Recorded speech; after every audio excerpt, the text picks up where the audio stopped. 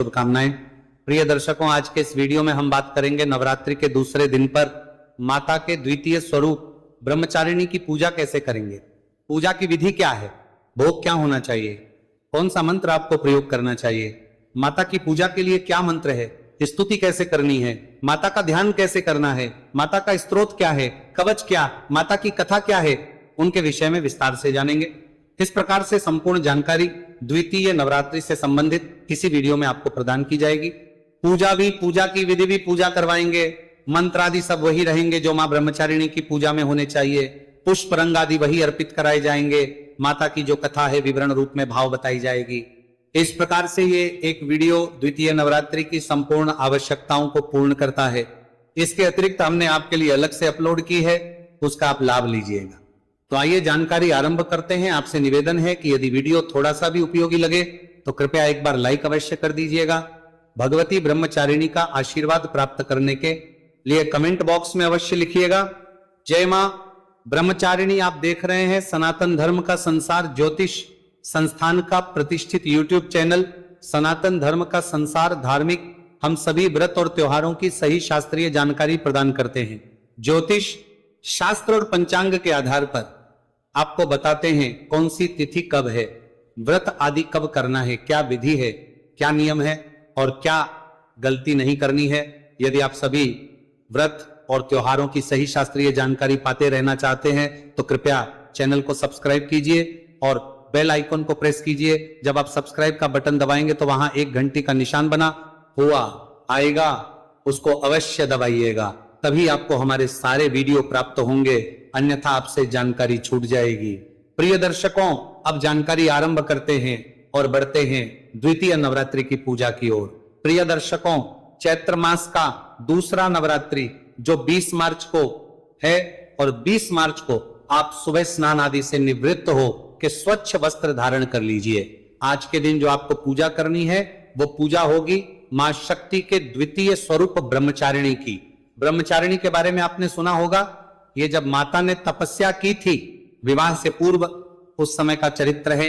इनकी जो उत्पत्ति है, कही जाती है कि जब दक्ष प्रजापति के घर में उनका जन्म हुआ तो देवी पार्वती अपने इस अवतार में एक महान सती थी तथा उनके रूप को देवी ब्रह्मचारिणी के रूप में पूजा जाता है। विवाह से पहले का जो रूप था जिसमें उन्होंने 3000 वर्ष तक भगवान शंकर की तपस्या की थी, मां ब्रह्मचारिणी को पादुकाहीन चरणों से चलते हुए दर्शाया जाता है। मां ब्रह्मचारिणी की 2 भुजाएं हैं। मां दाहिने हाथ में जपमाला और बाएं हाथ में कमंडलू धारण करती हैं। माता की कथा उससे पहले अब हम पूजन कर लेते हैं। पूजन के लिए सामग्री एकत्र कर लीजिए। माता को पुष्प के रूप में चमेली का पुष्प अति प्रिय है, तो वो पुष्प अगर मिल जाए तो ले लीजिएगा। कल की जो पूजा सामग्री पुष्प आदि अर्पित किया हुआ है वो सबको हटा दीजिए, जो जल भर के रखा होगा। लोटे में उस जल को पीपल को अर्पित कीजिए या सूर्य को अर्पित कीजिए या अन्य किसी पौधे में डाल दीजिए। लोटे को अच्छे से मांजिए, उसमें पुनः पहले गंगा जल भरिए, फिर शुद्ध जल भरिए। तो इस प्रकार आसन लगा के और जो आपका पूजा स्थल है वहां पर बैठ जाए। पूजा सामग्री एकत्र कर ही रखी होगी। पूजा सामग्री में प्रतिदिन की जो पूजा है, रोली, मौली, पान, सुपारी, उसका ही प्रयोग होगा। इसके अतिरिक्त पुष्प आपको प्रतिदिन नए लाने हैं, क्योंकि बाद से फूल चढ़ाए नहीं जाते देवी को या किसी भी भगवान को।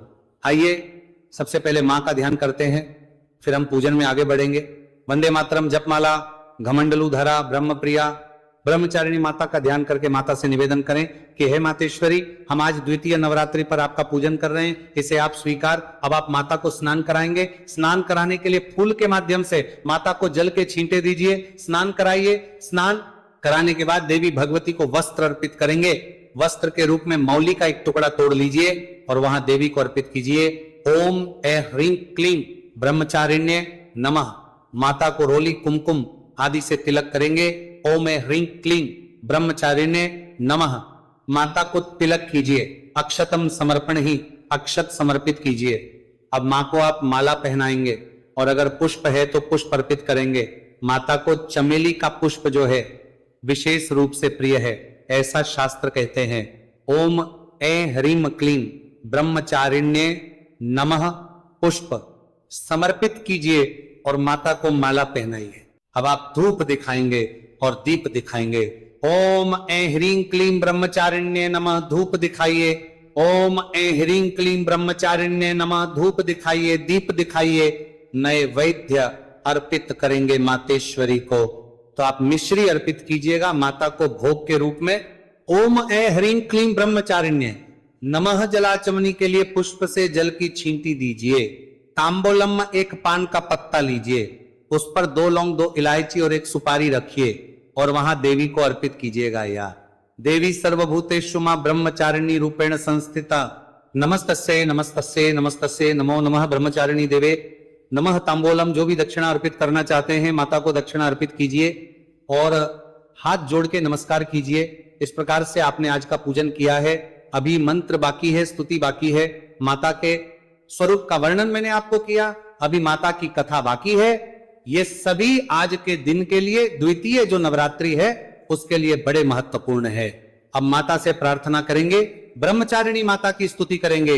या देवी सर्वभूतेषु मां ब्रह्मचारिणी रूपेण संस्थिता, नमस्तस्यै नमस्तस्यै नमस्तस्यै नमो नमः। इसके बाद आप माता के मंत्र का जाप कर सकते हैं इस प्रकार से, ओम देवी ब्रह्मचारिण्ये नमः, ओम देवी ब्रह्मचारिण्ये नमः, ओम देवी ब्रह्मचारिण्ये नमः। माता के इस मंत्र की एक माला आप कीजिएगा। दुर्गा सप्तशती का पाठ आपने आज का अवश्य सुनना है, क्योंकि आप जानते हैं हम जो आपको सप्तशती सुना रहे हैं वो साधारण प्रक्रिया नहीं है, असाधारण प्रक्रिया है। जिस प्रक्रिया से दुर्गा सप्तशती का अनुष्ठान करने का लाभ होता है, क्योंकि सप्तशती जो है ना उसको भगवान शंकर ने अभिशापित कर दिया है, कील दिया है।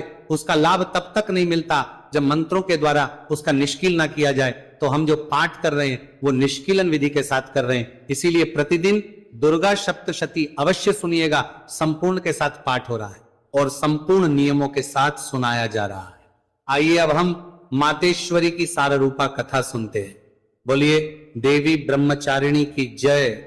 मां जगदम्बा ने जब पार्वती रूप में जन्म लिया, देव ऋषि नारद का आगमन हुआ। देव ऋषि नारद ने देवी पार्वती के हाथों की रेखा देखी, कहा कि इनका जो प्रियवर होगा वो डटा झूठ पहनने वाला, सन्यास जीवन का पालन करने वाला और पूर्ण रूप से निर्मोही होगा। तब उनके माता पिता ने कहा कि हे देव, जैसे इस प्रकार से हमारी कन्या का जीवन कैसे व्यतीत होगा। तब नारद ने कहा कि हे राजन, इसके लिए एक उपाय है। यदि इनका विवाह भगवान शंकर के साथ हो जाए तो निश्चित से ये जो दोष है ये गुण में बदल जाएंगे, क्योंकि जैसा जैसा मैंने इनके वर के बारे में बोला है वो सभी विशेषताएं भगवान शंकर में है, लेकिन वो भगवान शंकर होने के कारण वो अवगुण गुण में बदल गए हैं। तब देवी पार्वती ने भगवान शंकर को पति रूप में प्राप्त करने के लिए कठोर तपस्या की थी। उनकी कठोर तपस्या के कारण उन्हें ब्रह्मचारिणी के नाम से संबोधित किया गया। ये माता के विवाह से पूर्व का स्वरूप है, जिसमें वह ब्रह्मचारिणी कहलाई। देव दस्यु नारद के कहने पर देवी ब्रह्मचारिणी भगवान शिव को अपने पति रूप में प्राप्त करने के हेतु अपने तप काल में भूमि पर शयन करती थी। और इस प्रकार भूमि पर शयन करते हुए उन्होंने 1000 वर्ष पुष्प एवं फलों के आहार पर तथा आगामी 100 वर्ष तक पत्तेदार साग सब्जियों के आहार पर व्यतीत की। देवी ब्रह्मचारिणी ने 1000 वर्ष केवल पुष्प और फलों का सेवन किया और उसके बाद अगले 100 वर्ष तक तो केवल पत्तेदार साग सब्जियों का ही आहार किया। इसके अतिरिक्त देवी ने भीषण ग्रीष्म तु कठोर शीत, थतु में घनघोर वर्षा, थतु में खुले आसमान के नीचे निर्जन स्थान पर कठिन उपवास का पालन किया। जब ग्रीष्म ऋतु आती तो देवी अपने चारों ओर अग्नि जलाकर उसके बीच में खड़ी होकर तपस्या करती। जब शीत ऋतु आती तो देवी ठंडे जल में खड़ी होकर भगवान शंकर की तपस्या करती। और बरसात के दिनों में वर्षातु में देवी भीगते हुए खुले आसमान के नीचे भगवान शंकर की तपस्या करती। इस प्रकार उन्होंने अपने तपस्या के अंतिम समय में केवल वायु का आहार किया, अर्थात सब कुछ खाना पीना भी छोड़ दिया। भगवान शंकर से प्रार्थना करते हुए देवी मां ने 3000 वर्षों तक मात्र बिल्वपत्र के आहार पर ही निर्वहन किया। कुछ समय पश्चात उन्होंने बिल्वपत्र ग्रहण करना भी बंद कर दिया तथा बिना अन्न जल के निरंतर तपस्या की बिल्वपत्र का सेवन भी त्याग देने के कारण देवी पार्वती अपर्णा के नाम से संपूर्ण जगत में विख्यात हुई। ब्रह्मचारिणी ने भगवान शंकर को अपने कठिन तप से प्रसन्न किया और अपने इस कठिन तप के कारण ही वो ब्रह्मचारिणी कहलाई। जो मनुष्य द्वितीय नवरात्रि पर मां ब्रह्मचारिणी के स्वरूप का पूजन करता है वो विद्या का धनी होता है। माता के आशीर्वाद से उसके सभी संकट दूर होते हैं और इस कथा का श्रवण करने वाले तथा कथा पढ़ने वाले सुनाने वाले सभी को माता की कृपा प्राप्त होती है। बोलिए ब्रह्मचारिणी मात की जय। इसी के साथ मां ब्रह्मचारिणी की ये कथा यहाँ पूर्ण होती है। प्रिय दर्शकों, इस प्रकार से इस विधि से आप दूसरे नवरात्रि पर पूजन करें, मंत्रों का जाप करें